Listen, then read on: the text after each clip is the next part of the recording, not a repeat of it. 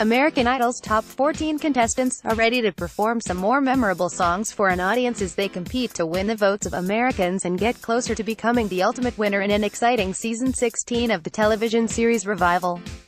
The 11th episode of the competition is sure to be a memorable one.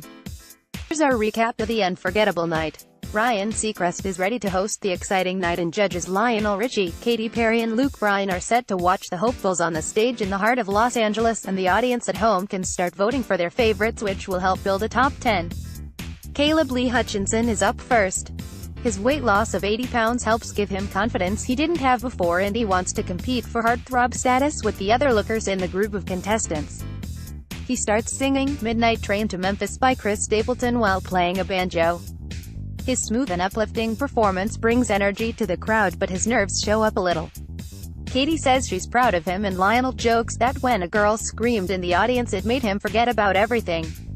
Caleb tells Ryan his dad made him the strap on his banjo, which reads his initials, and he walks off the stage with a smile. Michelle Susset is ready to take the stage next. Although she's an immigrant, she's grateful the show has embraced her like a family and wants to show her appreciation. Her rendition of "Friends" by Marshmello and Anne-Marie is unique and powerful as she gets the audience singing along and dancing. She ends on a high note and can't believe how many people are in the audience. Luke calls her a pop star, and Lionel tells her she owned her performance with attitude. Katy compares her to Shakira in her beginning stages and advises her to play more toward the people at home since they're the ones voting. Marcio Donaldson talks about his tough times and how it taught him about strength. He wants his son to live a different cycle than he has, with a better life. "It's a Miracle" by Barry Manilow is his song of choice. His charisma shines through as he sings the lyrics and does little dance moves on stage. The crowd loves him as they cheer loudly at the end of his performance. Lionel calls his song old school and tells him he has confidence and is on fire. Katy thinks it was really joyful and calls him an inspiration, but tells him to stop thinking about the results and just sing. Luke likes how he showed them a whole other element. Mara Justine, the 16-year-old bundle of energy, is set to perform next. She sings "This Is Me" by Keela Settle with a sparkle in her eye and a lot of feeling. Katy feels she's come a long way and saw new things physically, which she thinks is great, but thinks she still needs to find her balance and showing off her voice more. Luke agrees. Lionel recognizes her confidence and knows she has inner strength for her age. Garrett Jones talks about getting a really nice guitar from his parents and how it was accidentally run over by his family's car later on. He says he went through the 7 stages of grief over it. When he takes the stage, he sings "Raging Fire" by American Idol alum Philip Phillips. He has an acoustic guitar in hand and happily sings the lyrics. Luke thinks it was a dynamic performance for him and that he looked comfortable. Lionel thinks he's doing so well and just advises him to stay in character when he's on stage. Katy wants him to always bring his A game.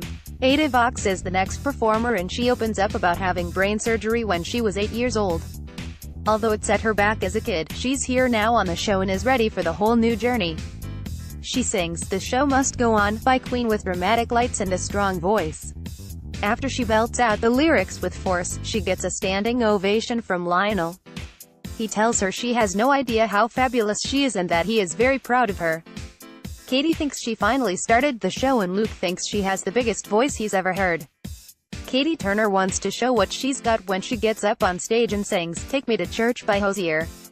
She croons the lyrics in a calm and cool manner and reaches a higher range toward the end of the performance. Katy says that no matter what happens, she would like to sing with her in the future and to not let haters get to her. Luke thinks she can win the competition, and Lionel loves her authenticity and tells her she's on her way to something. Kate Fainer talks about his small hometown in Texas and how he wants to show America that he can the next rock and roll icon even though he's a small town boy. He plays his electric guitar and sings the classic song "Black Magic Woman" by Santana. His usual soulful voice shines through and makes a great impression on the audience. Luke tells him that his wife loves him, and Lionel thinks he's the package. Katy tells him that her 70-year-old mom is obsessed with him and asks if there's something he can give her for her mom. He agrees as Katy walks over and hilariously pulls out a strand of his long hair. Des Lorenzo talks about his second daughter, who was born when he was 19, and says she is the reason he began this musical journey. His song of choice is "In My Blood" by Shawn Mendes, and he is full of feeling when crooning the popular tune. Lionel congratulates him for breaking through the ceiling and being introduced to his new self. Katy thinks it was a little shaky but loves his many styles. Luke thinks he is amazing and says he's a huge fan. Maddie Papa goes old school when she sings "Homeward Bound" by Simon and Garfunkel, and her twang with smooth high vocals has a positive effect on the audience. The judges get up and hug each other when she finishes. Katy compares her to Joni Mitchell, and Luke prays that the people at home felt what he felt in the room. He calls her vocal changes big time, and Lionel thinks as long as she continues to represent herself, she's a winner. Journey explains that she had dreams of being a singer since she was a little girl and wants to win. She sings "Bang Bang" by Jessie J, Ariana Grande and Nicki Minaj. She not only sings but raps the lyrics, and the crowd cheers. Luke thanks her, showing them another side, and tells her she did a good job.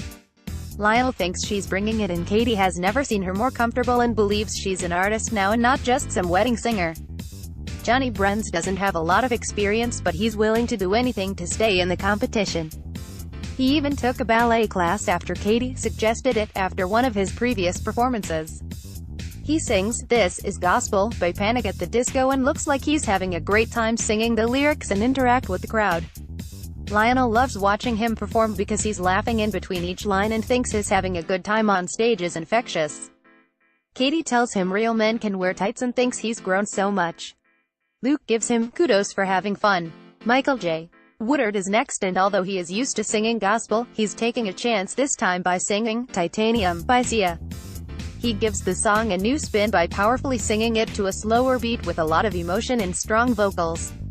The audience loves it and can't stop cheering after the performance. Katy tells him she's going to tell Sia that she met a star who sang her song incredibly. Luke tells him he always has something that makes him love him a little bit more each time they watch him. Lionel calls him a star and can't wait to see what he's going to do next. The last performer of the night is Gabby Barrett. She's been taking time to figure out who she is as an artist, and she's ready to show America who that is. She sings "The Climb" by Miley Cyrus with her country style and finishes strong with vocals to impress. Luke says it was his favorite vocal situation of the night. Katy jokingly says she went through the star wash in which she came out a star and calls her performance amazing. Lionel agrees with all sentiments and tells her a star is born. The top 10 contestants will be revealed live tomorrow, April 23rd, at 8 p.m. Eastern Standard Time on ABC.